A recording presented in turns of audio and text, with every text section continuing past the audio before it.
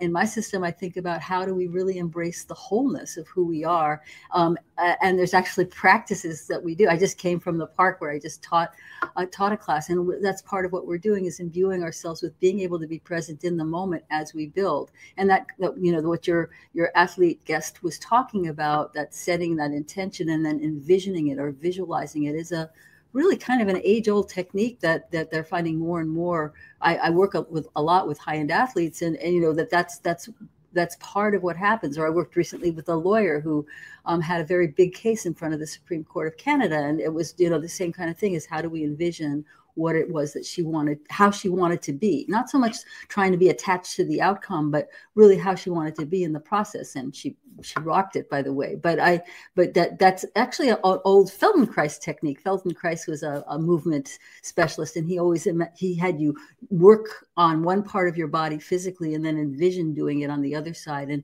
they found when they were doing testing that the benefits of that particular stretch or exercise were the same, whether they envisioned it or they actually did it.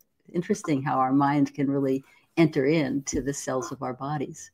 It is. And we tend to lose it in today's instant gratification society with technology. Don't get me wrong. Technology has brought us together. We're able to have this podcast remotely, but a lot of things, unfortunately, that we see